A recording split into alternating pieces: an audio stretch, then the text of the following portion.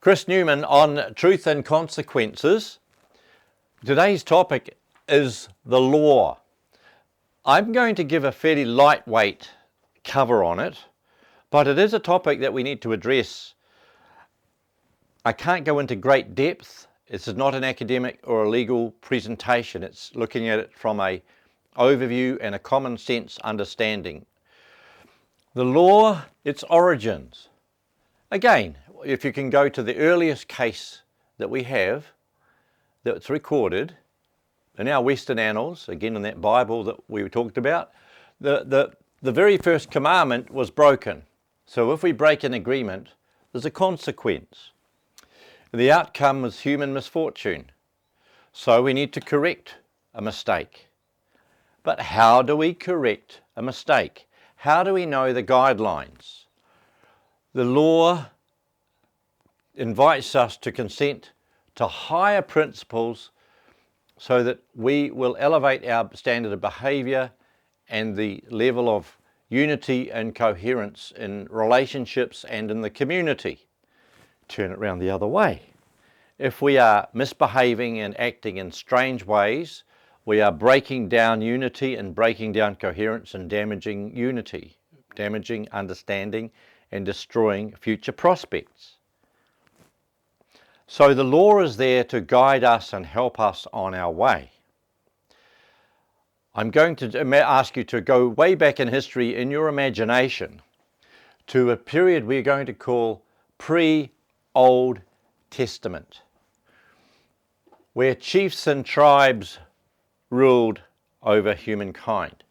Now that situation may be from 2,000 years ago or more, or there may still be people today living with pre-Old Testament standards of law and justice as enforced through their tribal law, which is very severe in many cases in its punishments. Now, there's another example, a famous historical example, of course, is Egypt, the tribal law and the rule of the jungle. Everything was organized in this world where there is a hierarchy and the strongest controls the weakest. Maybe some of that element is still here today, but in earlier times it was much more apparent because of slavery. And those pyramids we know were built with slave labour, not volunteer labour, and they are one of humankind's most massive endeavours, so we're using that as an example. Then we've got the Old Testament, which is Moses and the Ten Commandments, and that period is ruled by judges. Judges rule and tell us what the laws are and assess if you and I break the rule, and there's a penalty.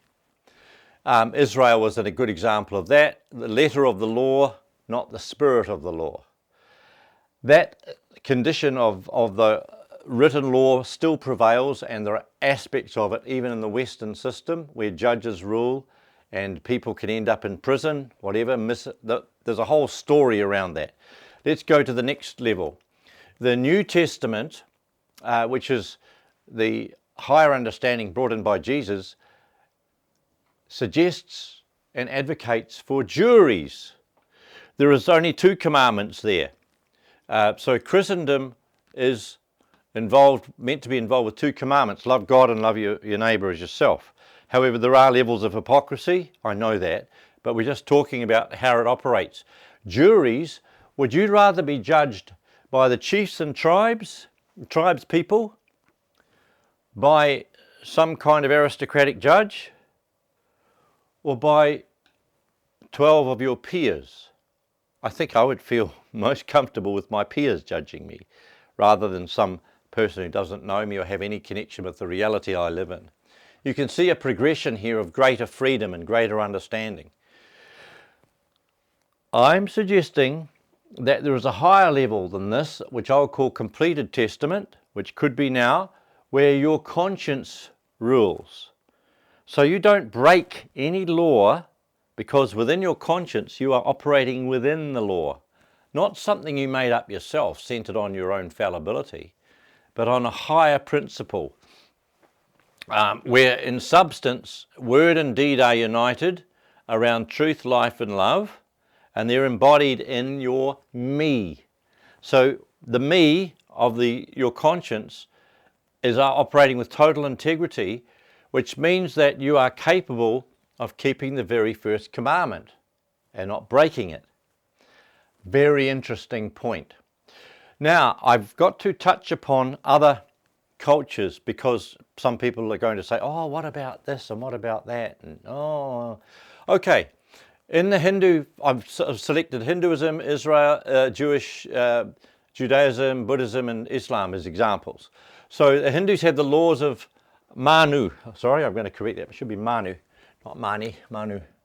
And which are very detailed prescriptions of how to behave and do this and that. But if you read them closely, you'll realize they are sort of pre-Old Testament, heading towards Old Testament level. Then you've got the Judaism and Israel, Deuteronomy, definitely Old Testament. If you're familiar with Buddhism and the Dharma, the Eightfold Path and so on and so forth, it explains a way of living which is something like the Ten Commandments, but even calling you to be a little bit more self-aware than just the Ten Commandments. It's asking for a deeper inner commitment and movement than external. And then Islam, the Sharia, which also includes the Hadith and the Sunnah, is definitely around the Ten Commandments, and a bit like Deuteronomy. It's a lot of complicated detail where the letter of the law overrides the spirit of the law. So we get into a situation here where we can see a progression through history and through society and through culture.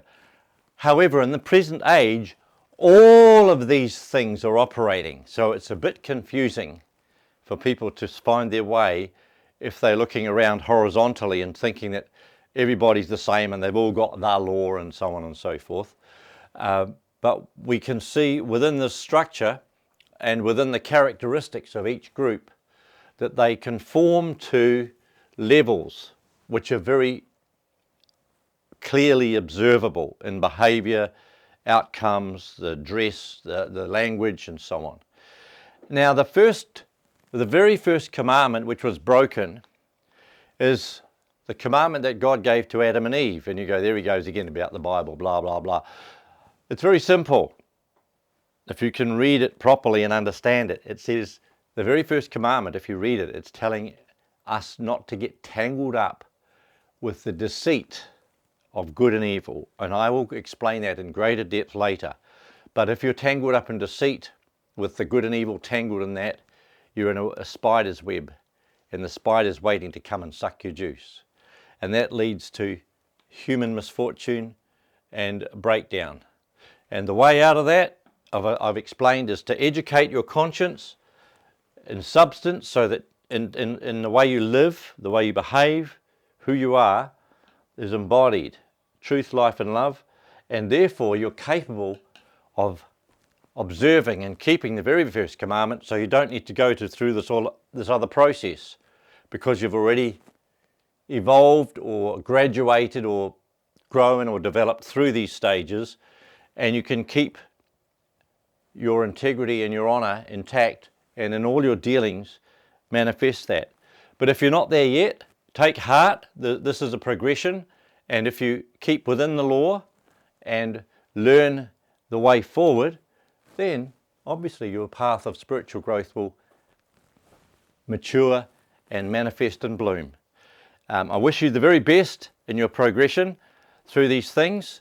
Please understand that the law itself is a development of human understanding and human morality, and it does come from a higher power. It's not something that we just cooked up ourselves. It comes from a greater universal principle, and you could call that God or whatever you want.